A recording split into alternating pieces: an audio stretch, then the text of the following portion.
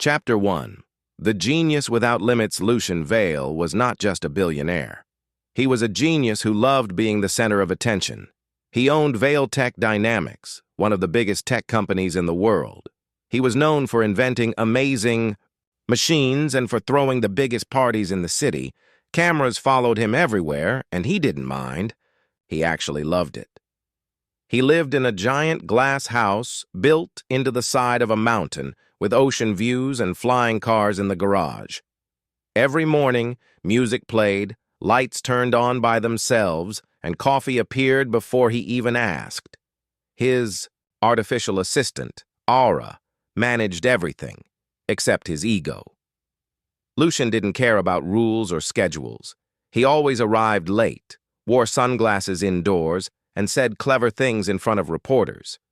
When people asked him about the future, he said, "I build it before breakfast."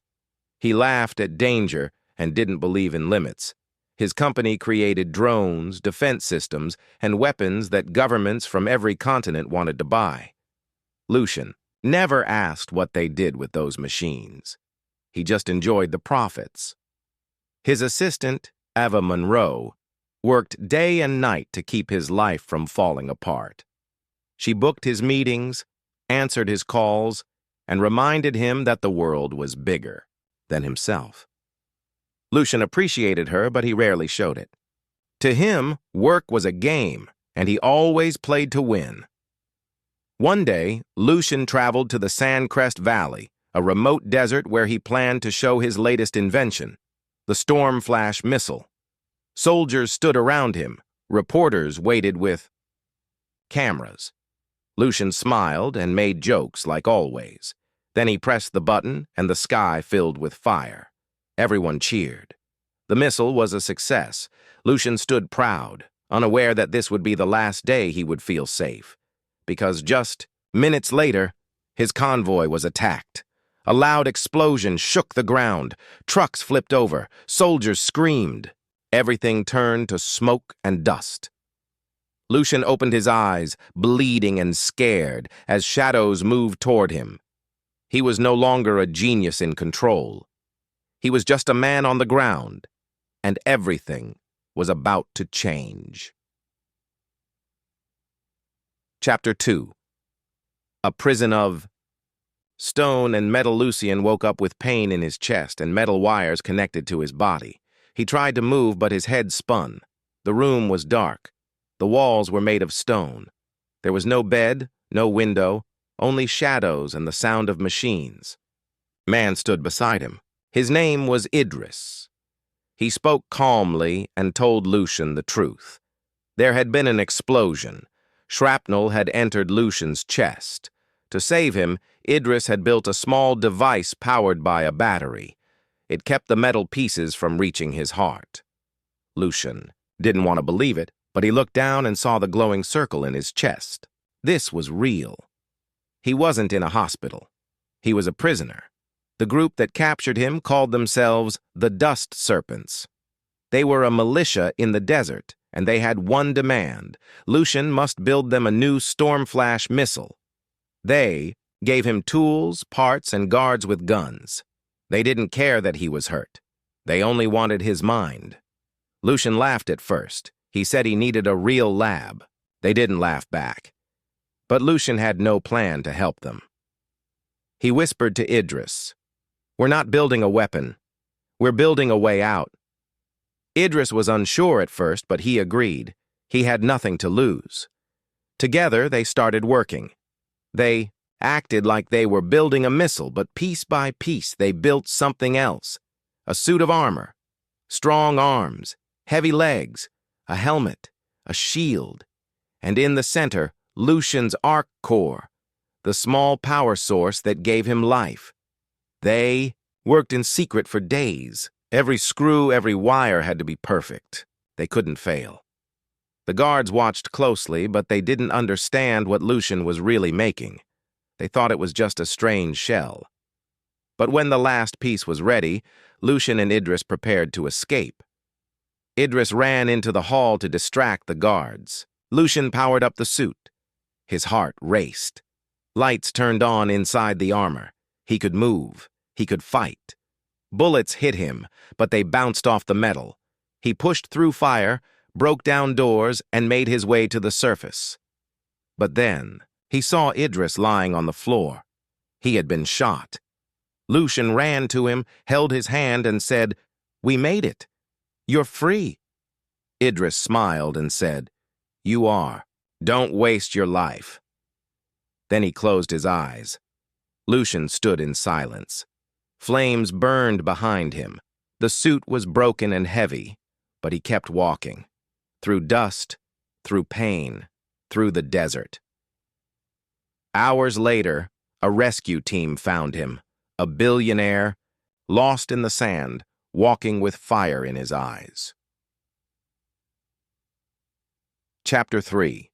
The first suit Lucian returned home, but the man who entered the house was not the same as the one who had left. He didn't feel like a genius anymore. He didn't care about parties or headlines. He didn't even look at the awards on the walls. All he could see was Idris. All he could hear were his last words. He stayed alone in his lab for days. Aura. His AI assistant tried to remind him to eat, to sleep, to take meetings. But Lucian ignored everything. He opened old files, looked at the drawings from the cave, and said to himself, "I can do better." He didn't want to build missiles anymore. He wanted to build something that could protect, not destroy. Something powerful, but with a purpose. So he started working, not on a weapon, but on a new kind of armor. The lab was quiet except for the sound of metal and sparks. His robots handed him tools. Aura helped him run tests. He worked day and night, sometimes talking to himself, sometimes talking to Idris, even though Idris was gone. The first tests were bad. He crashed into the wall, then the ceiling, then the floor, but he laughed and kept going. Every time he failed, he changed the design. The arms became lighter, the engines got faster, the suit became smarter. He also needed a better power source. The one from the cave was too weak, so he built a new one, smaller, cleaner, brighter. He placed it in his chest and smiled. It felt right. When the suit was finally ready, it looked nothing like the one from the desert. It was silver and black, smooth and beautiful. It could fly, it could scan, it could think. Lucian stepped into the suit and said, "Aura, let's see what this thing can do." The engines lit up, the floor shook, and then he was flying. He moved through the sky, fast and free. He looked down at the world and thought, maybe this is how I start again. But that night he saw something on the news. A small town had been attacked. The same weapons he had designed were in the wrong hands again. People had died. Families had lost everything.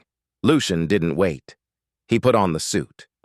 He flew into the dark sky, not to escape, but to stop what he had created. He found the town. He stopped the attackers. He destroyed the stolen tech. And then he flew away before anyone could ask who he was. The next day, the news talked about a mystery figure in the sky, a man in a suit of steel, a protector. Lucian sat in silence, watching the screen. He knew who that was, and for the first time in his life, he was proud. Chapter 4. The Truth Behind the Smile to the Outside World. Lucian Vale looked the same. He still wore suits, still smiled at cameras, still gave fast answers to reporters. But inside, everything had changed. The old Lucian loved attention. The new Lucian hated pretending. At a press event, he stood in front of a crowd and cameras. People asked about Valetech's future. They expected him to talk about the next big weapon or another powerful drone. But instead, he looked into the lights and said, "We will no longer build machines for war." Everyone froze. Even Eva Monroe, his assistant, was shocked. The board of directors didn't clap. They whispered to each other. They didn't like this new version of Lucian. He was ruining their business. And the man who hated it most was Victor Crane, Lucian's oldest partner. Victor had helped build Valetech into a global force. He believed in power, not peace. While Lucian was trapped in the desert, Victor had kept the weapons deals alive. He made secret sales to foreign groups, all behind Lucian's back. Now that Lucian wanted to shut everything down, Victor smiled. In public, but behind the scenes, he started working on his own plan. He knew about the suit. He knew about the Ark Core, and he wanted it for himself. Lucian didn't know any of this. He was too focused on his mission. He upgraded the suit, adding new tech and improving safety systems. He wanted it to protect people without killing. He tested different versions, flew higher, moved faster, and learned how to help without being seen. Eva started to notice the change in him. He wasn't trying to be cool anymore. He listened more. He worked harder. And when he talked to her, it felt like he meant every word. But one evening, everything shifted. Ava found secret files on Vailtech's servers. She saw proof of illegal deals, documents signed by Victor, and lists of weapons sent to dangerous places. She ran to Lucian with the data. He looked through the files, silent at first. Then he whispered, "He betrayed me." Lucian tried to confront Victor the next day, but Victor was ready. He used a hidden device to shut down Lucian's suit and took the Ark Core from his chest, leaving him weak and gasping for breath. Lucian fell to the floor. The world turned blurry. Victor walked away, holding the glowing power source with a smile on his face. Lucian crawled through the lab, his hand shaking. He opened a drawer and found the old Ark Core from the cave.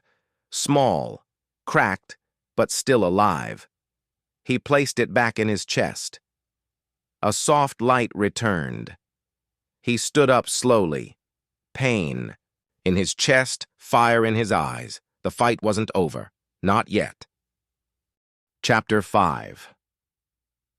Enemies in the shadows, Victor Crane sat in his private office, staring at the Ark Core he had stolen from Lucian. The small, glowing device pulsed with energy.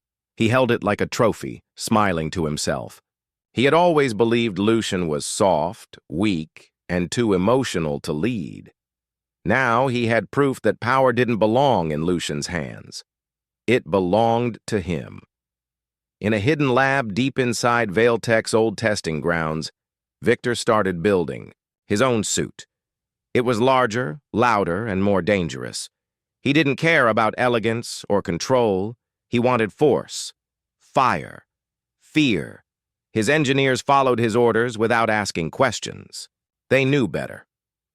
Meanwhile, Lucian was recovering. The old Ark Core kept him alive, but it was unstable. Every time he moved too fast, he felt pain in his chest. But that didn't stop him. He worked harder than ever. His new suit wasn't just about flying anymore. It was about survival. Eva tried to convince him to rest, but Lucian wouldn't stop. He said, "I gave someone my word. I'm not wasting it." Aura helped him upgrade the armor. They improved the shields, added better sensors, and reprogrammed the flight system. Even with limited energy, the suit was fast and smart. Lucian didn't want power. He wanted precision. But time was running out. One night, alarms rang in the city. A giant figure in dark armor was walking through the industrial zone. Cameras showed buildings on fire. Security drones were destroyed. No one knew who it was, but Lucian knew. It was Victor. He had finished his suit, and now he was testing it. On real people, Lucian powered up his own armor. The old Ark Core flickered, but it worked. He turned to Eva and said, "If I don't come back, clear everything. Shut it all down." She didn't cry. She just nodded and whispered, "Don't die," Lucian flew into the night sky. Lights of the city blurred under him. He felt every shake of the core. Every second mattered. When he reached the burning district, he saw Victor. A walking tank, 10 feet tall, covered in thick iron plates. Flames danced in the reflection of his mask. Victor looked up and said, "I was wondering when you'd show up," Lucian replied. "I should have shut you down years ago." Victor laughed. And then the sky lit up. The battle had begun. Chapter 6. Fire in the Sky. The night sky was full of smoke and sparks. 2 metal figures flew above the city. One light, and fast, the other massive and brutal. Lucian moved between buildings, using his speed to avoid the heavy attacks. Victor, in his massive armor, didn't care about precision. He launched rockets, crushed rooftops, and sent shockwaves through the streets. People below screamed and ran. Cars crashed, lights flickered. The city had never seen anything like this. It wasn't just a fight. It was war in the sky. Lucian knew he couldn't win by force. His old arc core was running out of power. Each blast from Victor pushed him closer to the limit. But Lucian had one advantage. He was smarter. He led Victor away from the crowded streets, flying toward Vailtech's tower, where he had built the energy reactor that powered half the city. As he flew, he spoke to Aura. "If we can overload the reactor, it might knock out his suit," Aura answered. "Warning. High risk of total failure," Lucian smiled. "Sounds about right." Victor followed him, roaring through the clouds. He caught up and tackled Lucian mid-air. They crashed through a billboard, then through a glass building. Metal hit metal. Sparks flew. Lucian fought back, dodging and striking. But every move cost energy. They landed on the top of the tower. Wind howled. Lightning cracked above them. Victor grabbed Lucian by the neck and growled, "You were never strong enough. You were always a child in a suit." Lucian replied, "Maybe, but I built mine to protect." And with one final move, Lucian launched a bolt from his core into the energy grid. The reactor beneath them exploded in light. A giant wave of power surged through the tower. Victor's suit shut down. Sparks burst from his chest. He screamed as his systems failed. Lucian's suit also powered down. He fell to the ground, breathing hard, barely conscious. The rooftop shook. Smoke filled the air, but he was alive. The city below went quiet. Then, cheers. People had seen everything. For the first time, they knew who was protecting them. Lucian opened his eyes. Eva stood over him, smiling through tears. "You did it," she said. He looked at the sky and whispered, "No, we did it." Chapter 7. A heart of steel. The battle was over, but the city was forever changed. Smoke still rose from the rooftops. Streets were full of broken glass and flashing lights. Reporters talked about a mysterious armored figure who had saved the day. No one knew his name, but everyone knew he was real. Lucian sat in his lab, bruised and tired. The suit was damaged. The arc core in his chest was weak, but he was alive. And more than that, he was clear. For the first time, he knew exactly who he was. Ava brought him coffee and said, "You could tell them it was all a dream. Blame it on special effects." Lucian smiled. "I don't think I can lie about this anymore." She raised an eyebrow. "You sure?" He nodded. "I used to build things to feel important. Now I build them because I care." Later that day, Lucian stood before the media. The press room was full. Cameras flashed. Reporters asked questions. One of them shouted, "Who was the man in the U? Sky? Was it you?" Lucian looked at Eva. She gave him a small nod. He stepped up to the microphone and said, "The man you saw last night, he's not a soldier or a weapon. He's just someone who made a lot of mistakes and finally decided to do something right." The room was silent. Lucian took a breath and added, "And yes, it was me." The crowd exploded with noise. Reporters shouted his name, but Lucian didn't stay. He walked away from the podium and into the hallway where no cameras could follow. He looked at the broken piece of armor on the table. It wasn't shiny anymore. It had burns, cracks, dents, but to him, it was perfect, because it was proof of who he had become.